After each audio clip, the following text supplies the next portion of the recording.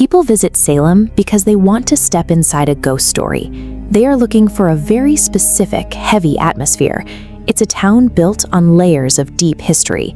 You have the massive maritime wealth of the 1800s sitting right on top of the dark legacy of the witch trials.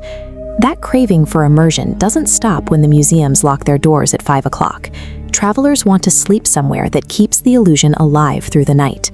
The problem is finding a place with that authentic 19th century creepiness without paying the massive premium that usually comes with historic boutique hotels.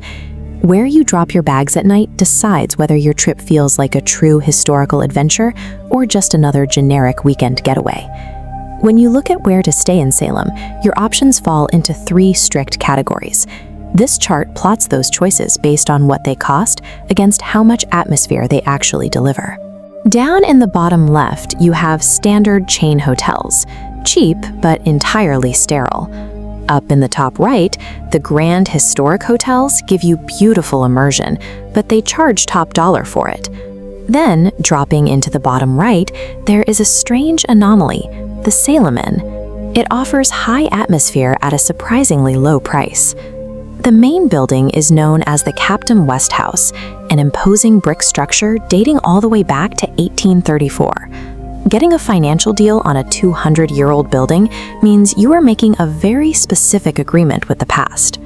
Inside, the Salem Inn meticulously preserves its federal-style roots. You get genuine aesthetic perks that modern builds lack, like warming up by a real working fireplace in the parlor, or pouring a complimentary glass of evening sherry. But utilizing antique furniture on a daily basis comes with physical realities that will test your patience. Heavy 19th century wooden dresser drawers will stick, stubbornly resisting your grip when you try to pull them open. The closet doors almost never close perfectly flush, and in the dead of winter, the rooms can get noticeably drafty. These aren't signs of a neglected property or poor management. This is simply the inevitable friction required to interact with a preserved 2-century-old space. The inn also refuses to tear up its original unmodernized floor plans. Keeping those quirky, irregular rooms intact gives the place a cozy, home-like feel that a massive hotel block can never replicate. However, forcing 20th century plumbing into 19th century architecture requires severe structural compromises. You will find showers squeezed into cramped little alcoves that were clearly never designed to hold running water.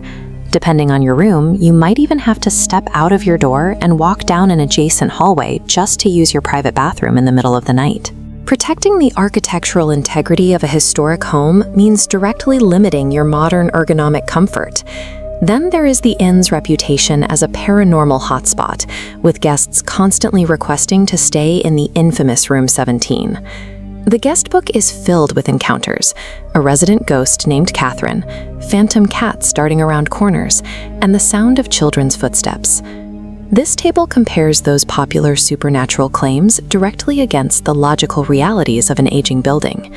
When someone reports a ghostly knock on the wall, they are often just hearing a 200-year-old furnace violently kicking on in the adjacent room. Phantom footsteps trotting down the hall align perfectly with aging floorboards expanding and settling as winter cold sets in. And the sensation of a ghost cat brushing past your leg can easily be traced to sudden drafts or lingering allergens.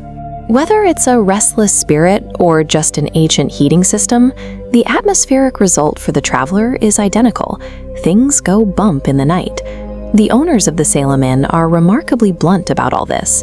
They state firmly that there are 0 ghosts on the property.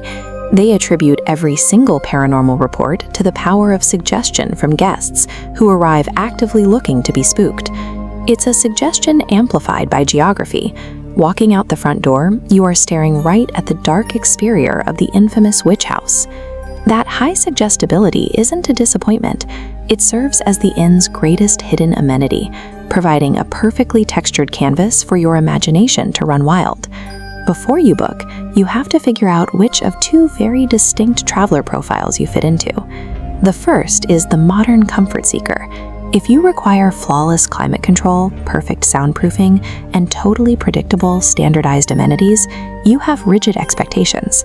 The Salem Inn's tattered edges, sticking drawers, and drafty windows will aggressively fail every single one of those modern metrics.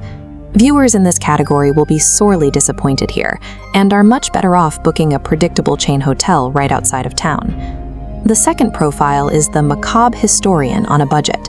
To this traveler, the creaky floorboards, the winter drafts, and the oddly placed bathrooms aren't flaws at all. They are authentic, tangible assets.